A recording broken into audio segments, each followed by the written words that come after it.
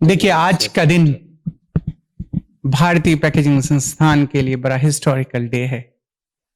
आज हम लोगों ने 3 दिन का international summit for packaging industry का शुभारंभ किया है। आज मंत्री महोदय ने आज हर्ष मल्होत्रा जी ने इस प्रोग्राम का इनॉग्रेट किया। Ministry of commerce and industry के एडिशनल सेक्रेटरी एस.के. सारंगी जी और एपीडा के चेयरमैन डॉक्टर अभिषेक देव जी इनॉग्रल प्रोग्राम में उपस्थित थे। और आप पूछ सकते हैं कि ये programme international summit of packaging कैसे है।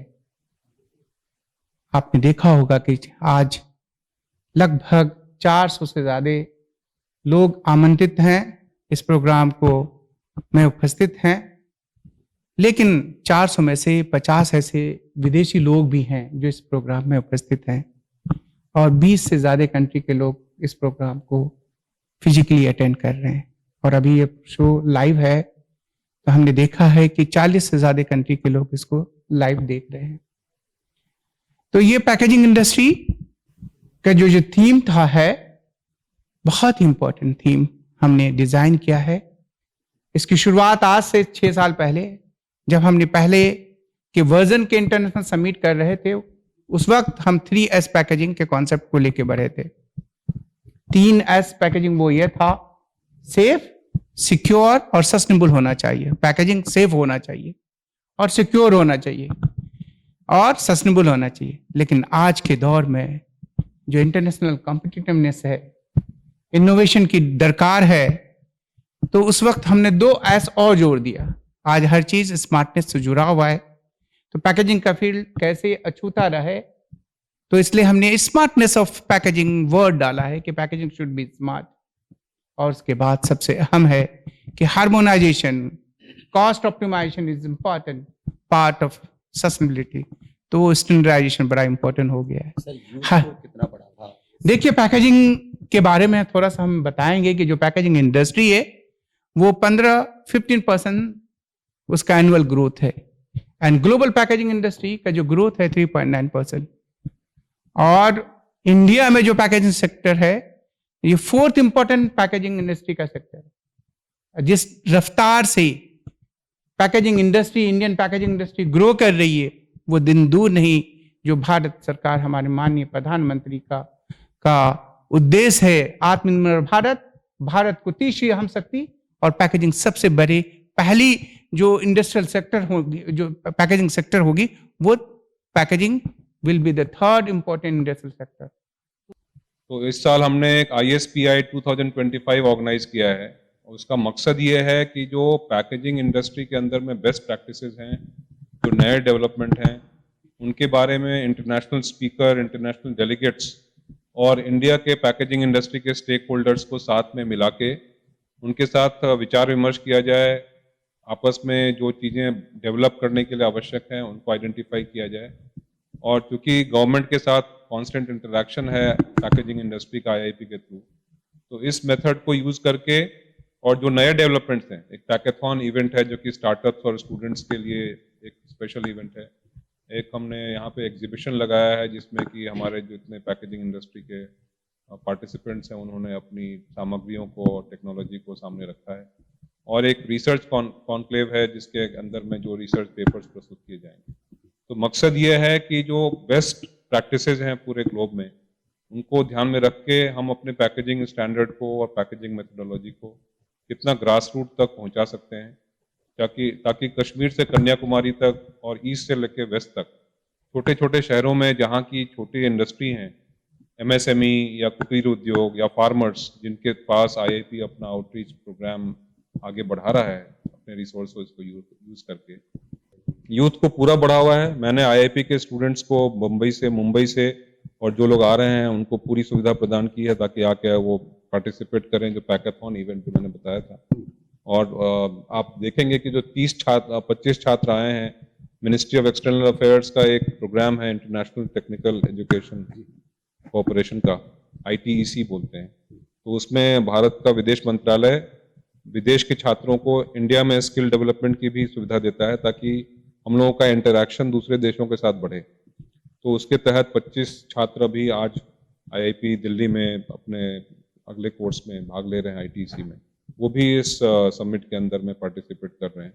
तो यूथ को पूरा बढ़ावा है। हमारे जितने कोर्सेज हैं, पीजीडीपी कोर्स जो कि अहमदाबाद में, कलकत्ता में और मुंबई में अगले साल, अभी इस साल जुलाई में शुरू होगा, उसके लिए हमारे एप्लीकेशन फॉर्म अभी हमने लॉन्च किए हैं।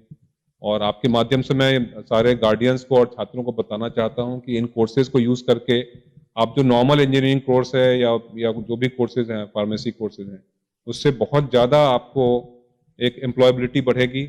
हमारे छात्रों को जो सैलरी मिलती है वो दूसरे ग्रेजुएट से बहुत ज़्यादा है। और चूंकि लोगों को बहुत ज़्यादा नहीं पता है, इस कारण से जो गार्डियंस हैं या छात्र हैं, वो इस सुविधा का लाभ जो कि भारत सरकार ने बनाया है, इसके लिए लैंड और इनिशियल ग्रांट वगैरह भारत सरकार ने दिया था, तो उसको यूटिलाइज कराना हम सबकी जिम्मेदारी, इंडस्ट्री की भी जिम्मेदारी है, क्योंकि हमारे छात्र इंडस्ट्री का ही पर्सनल बनते हैं, उसका मैन पावर बनते हैं या ह्यूमन रिसोर्स बनते हैं। तो भारत सरकार का जो अप्रोच है, होल ऑफ गवर्नमेंट अप्रोच है। हर एक मिनिस्ट्री का योगदान ये है कि हमारी एम्प्लॉयबिलिटी बढ़े, हमारा एक्सपोर्ट बढ़े, हमारा देश का ग्रोथ हो, इकोनॉमिक ग्रोथ हो, ताकि उसका जो फायदा है वो पूरी देश की जनता को मिल सके।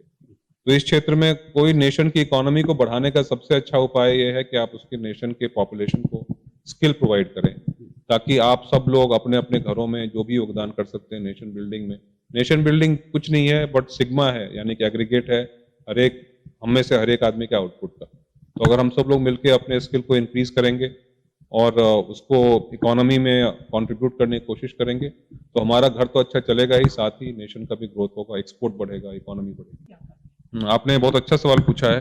तो मुझे ये बताते हुए बहुत खुशी हो रही है कि भारत में उड़ीसा, केरला, झारखंड, मध्य प्रदेश, नॉर्थ ईस्ट, इन सब क्षेत्रों में हमने एमओयू साइन किया है विद द स्टेट गवर्नमेंट या स्टेट गवर्नमेंट की बॉडी के साथ।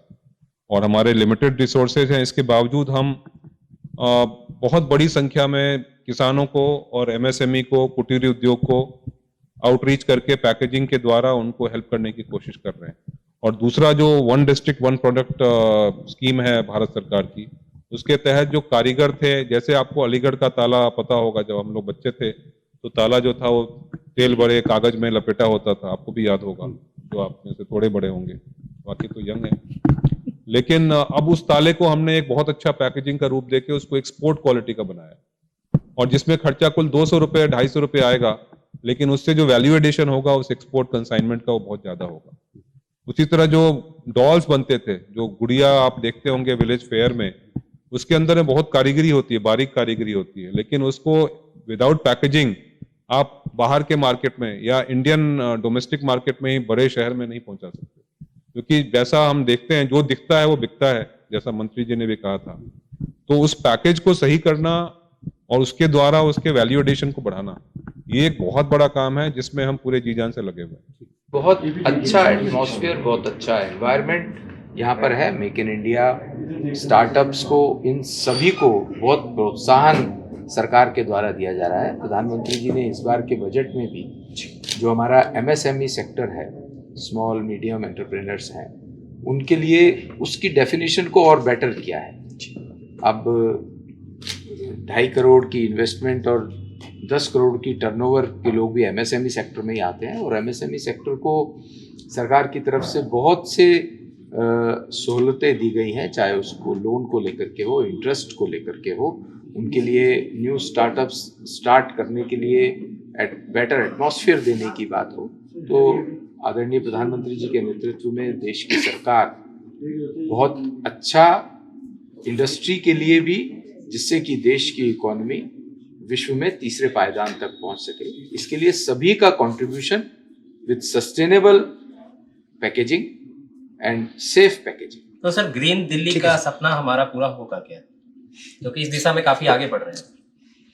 आज का जो टॉपिक है वो ग्रीन पैकेजिंग को लेकर के है, पर आपने पूछा तो सर उससे रिलेटेड है, इसलिए मैं दिल्ली में रहता हूँ जी, तो ग्रीन दिल्ली भी अभी एक पॉलिटिकल पॉल्यूशन 10 साल वाला जो था, उस पॉल्यूशन को दिल्ली की जनता ने दूर किया है। उसके लिए मैं दिल्ली की जनता का बहुत आभारी हूँ, और मैं विश्वास भी दिलाता हूँ कि भारतीय जनता पार्टी की जो सरकार दिल्ली में आई है दिल्ली को साफ सुथरा और दिल्ली वासियों की मूलभूत सुविधाओं को देने वाली सरकार। Thank you so much.